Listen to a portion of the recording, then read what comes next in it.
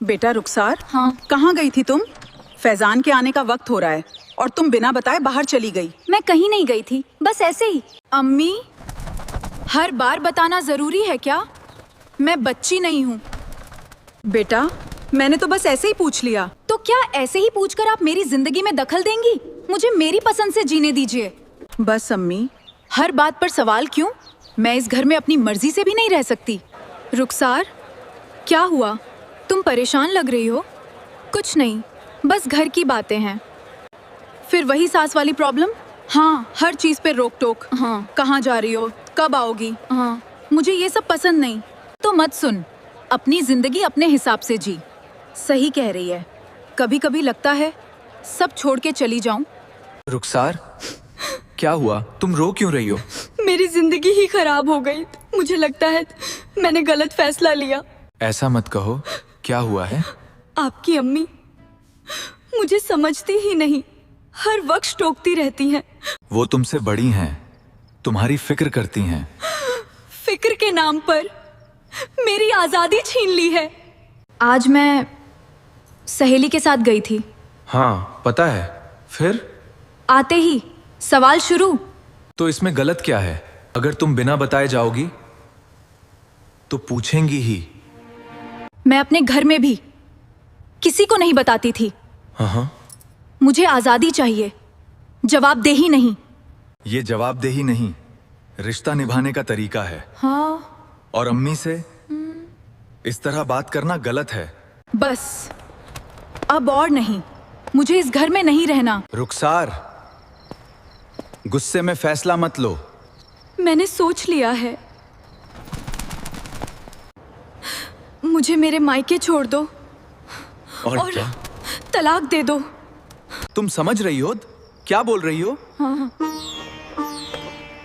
तलाक कोई खेल नहीं है। रुखसार, मुझे कुछ नहीं सुनना। मुझे पता है मैं क्या कर रही हूँ। ठीक है, अगर यही तुम्हारी मर्जी है तो ये लो। इसमें वही है जो तुम चाहती थी। अब मुझे घर छोड़ दो।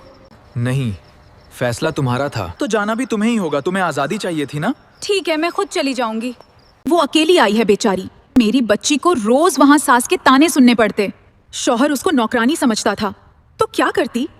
मेरी बच्ची अपनी माँ के पास आ गई। वो बात ठीक है तुम्हारी, लेकिन ऐसा क्या हुआ कि फैजान खुद छोड़ने नहीं आया? मैं बात करता हूँ आपा से। कोई जरूरत नहीं है आपको कॉल करने की। जरूरत होगी तो वो खुद कॉल करेंगे। अस्सलाम वालेकुम अब्बाद। वालेकुम अस्सलाम बेटा, कैसे हो? अल्हम्दुलिल्लाह। रुखसार क्यों आई है बेटा? कोई बात हुई है क्या? और तुम खुद उसे छोड़ने क्यों नहीं आए? सब ठीक तो है ना? अब्बा, रुखसार दोस्त के साथ बाहर गई थी। बस अब्बा, यही बात हुई और वो घर छोड़कर चली गई। ठीक है बेटा, मैं समझाता हूँ। तुम फिक्र मत करो, मेरी तरफ देखो, सच्ची बात बताना। क्या तुम्हारा शौहर तुम्हें मारता है, तुम्हें हक नहीं देता, तुम्हारी इज्जत नहीं करता? नहीं अब्बा, वो सब कुछ देते हैं। तो फिर मसला क्या है? सास ने सिर्फ पूछ लिया कहाँ गई थी और तुम बिना बताए घर छोड़ आई। बेटी, अगर तुम्हारी अपनी अम्मी तुम्हें रोकती तो क्या तुम अपना मायका भी छोड़ देती?